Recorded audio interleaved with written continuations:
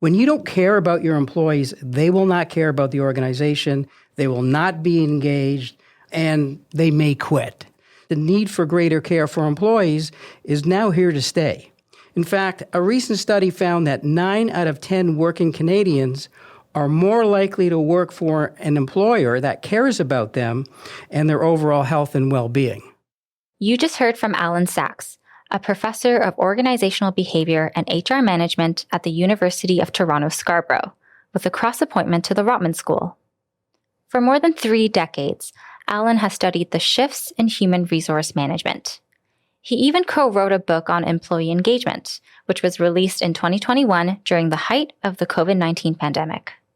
With the pandemic changing the way we work, it's a good time to reflect on whether your employees are engaged with their jobs or the company.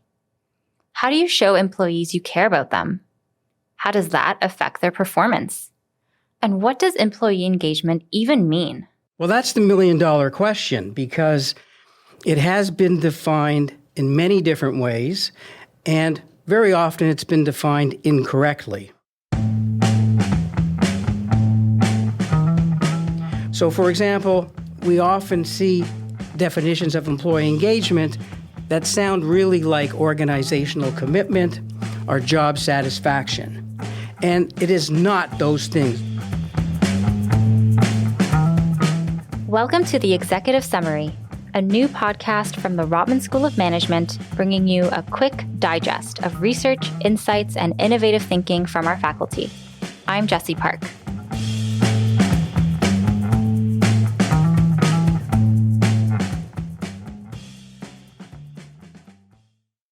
In Alan's view, the best definition of employee engagement comes from the first major research on the topic by William Kahn at Boston University's Questrom School of Business. The paper came out in 1990, but it wasn't until the 2000s that people started to pay attention. According to Kahn, engagement refers to the extent to which people employ and express themselves physically, cognitively, and emotionally when performing a task or job. So we often say that when people are engaged, they bring all aspects of themselves into the performance of whatever it is they're doing. Overall, what we're talking about is a multidimensional motivational state. But people and organizations are complex, and even when everything's going well, it can be difficult to stay engaged. A recent study by FlexJobs in March 2022 found that 1 in 3 respondents were actively considering quitting their jobs. The top 5 reasons why? A toxic company culture, low salary, poor management, lack of healthy work-life boundaries, and not allowing remote work. Navigating the world of work comes with a new set of challenges following years of disruption from the pandemic. For those who worked remotely, there's the shift back to in-person work. People are reevaluating their values, goals, and careers. For others, they've been on the front lines this entire time, and they're simply tapped out. So the opposite of engagement is burnout. Now, burnout and disengagement usually result from high job demands and limited resources. Work engagement, job performance, and well-being, they result from having high job resources and fewer job demands. Job demands are features of a role that can have physiological or psychological costs to the employee, like work overload, job insecurity, role ambiguity, time pressure, and role conflict. Job resources are features of a role that can help people to achieve their work goals. They reduce job demands and encourage growth and learning. Things like having autonomy over how you perform your job, receiving timely feedback, and having social support and task variety. So if you look at what we're seeing today, many areas of work, in particular nursing and healthcare, what we're seeing are extremely high job demands, limited resources, and the result of that being high levels of exhaustion, stress, burnout, and turnover.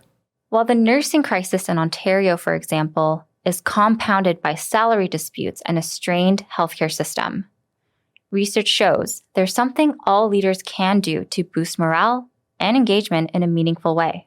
They just need to show they care. I think the tables are turning somewhat in that organizations now realize that they have to pay more attention to their employees if they want to be able to attract and retain them. What that means is they have to do more to try to get them engaged, and they may have to do things that they have not done in the past. Simply put, Alan says employers should adopt a more caring approach to human resource management.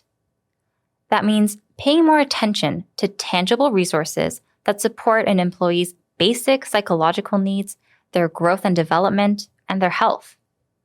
For example, providing training and development opportunities for employees, offering flexible work arrangements, work-life balance programs, health and wellness programs, as well as career development, just to name a few.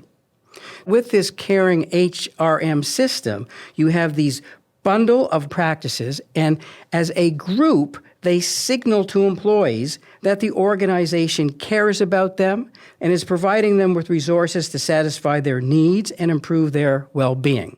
Right now, this culture of care is more important than ever. We know that care and engagement are both important, and we know that they're both related to many work outcomes, such as job satisfaction, organizational commitment, job performance, and turnover. And they're also related to organizational outcomes, such as organizational performance. The case for caring more is clear, but it's one thing to say you care and another to actually show it.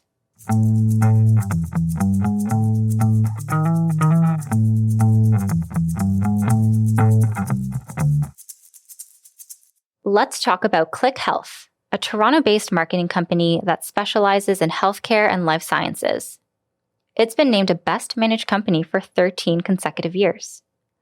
Alan says they're one of his favorite examples of a company that really walks the walk when it comes to caring about employees. At the beginning of the pandemic, they took their in-office flu shot clinic on the road as part of its commitment to keep team members and their families healthy. They actually transformed 2 vans into a mobile flu shot clinic with registered nurses, and they went to the homes of team members. They did this because safety and the well-being of their employees is considered paramount. They also had other initiatives in place, like relaying safety measures to customers, donating thousands of masks to hospitals and long-term care facilities, and making sure employees had access to complimentary fitness programs, mental health resources, and more. Click Health is a great example of what I would call a caring organization because they care about all of the major stakeholders that they have relationships with. They care about their employees, they care about their customers, and they care about the community as well. Now think back to how your organization supported staff during a crisis. Did they offer more days off? Send a company-branded gift basket? Maybe offer new health and wellness programs to inject some mindfulness and movement into the work week. All these things are great in the moment, but looking long-term, Alan says it's more important how they got there rather than what they're choosing to implement. You have to really start by being aware of employees' needs and interests. And this requires frequent communication with employees. Once there is a clear understanding of employees' needs, it's then possible to consider how can the organization meet and satisfy those needs, which typically will involve reducing job demands or providing more job resources. So providing employees something they don't want, such as more vacation days, is not going to be very beneficial to the organization or to employees. So really what is fundamental here is employee input and involvement for identifying what are their needs and what is the best way to meet those needs. But what if employees ask for something and for whatever reason, you just can't provide it? I think at that point, what you really have to do is have a discussion about how you can make things work. I think in some cases, the answer isn't necessarily, no, we can't do that. It's, well, let's talk about it and let's see if we can come up with a way to make this work to some degree. And what we're seeing a lot today in organizations is, well, we need you in the office a couple of days, for these different reasons, perhaps because we have customers coming in and they're going to want to talk to you. But how about if you work at home 2 days? And maybe once in a while, we can even make it 3 days. Will that work for you? Will that make you happy? Will that satisfy your needs? So, at least trying to come up with some solution, some compromise that will work for everybody concerned. And building on that example, he stresses there is no one-size-fits-all solution for this era of hybrid work. It's actually interesting to see how employees have responded to working at home. There are some who could not wait to get out of their house and back into the office, and there are others who don't ever want to go back to the office. Of course, many employees now realize that there are benefits to being at the office and being home as well, and of course, organizations are realizing this as well. Ultimately, what this means is that there has to be a certain degree of flexibility around telecommuting. And what this means is giving employees some choice about where they want to work. It's a win-win for both sides. New research on telecommuting found that employees who work in organizations that offered it are more engaged.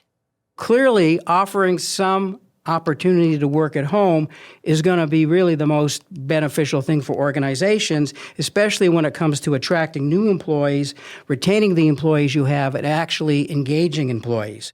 When an employee feels that the company is invested in their preferences and their well-being, they're likely to reciprocate and care more about the organization's success. This is known as the organizational support theory.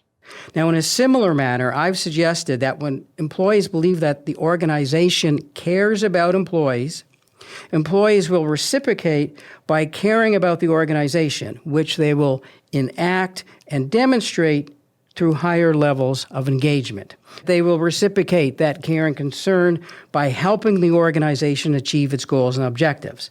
This can look like employees caring more about their company's targets and goals. They might go above and beyond to contribute to that goal. This is an example of strong organizational engagement, and it's different from job engagement. A person can be engaged with their day-to-day work and not give much thought to the broader organization, or maybe they even think negatively towards it. The reverse could also be true. Perhaps an employee thrives being part of a particular company, but their interests and skills don't really align with their current job. The distinction is important because the drivers and the consequences of job and organization engagement, they're not the same. So you can be engaged to your job, but you may be disengaged when it comes to doing things for your organization, or vice versa. In my own research, I actually found that both job engagement and organization engagement were positively related to work outcomes such as job satisfaction, organizational commitment, and organizational citizenship behavior, and negatively related to intention to quit. However, all these relationships were somewhat stronger for organization engagement. It's an interesting relationship leaders should take note of if they're facing lots of turnover. Both job and organization engagement are important for a strong talent base, but it may be more crucial for staff to feel a sense of commitment to their organization and then their job.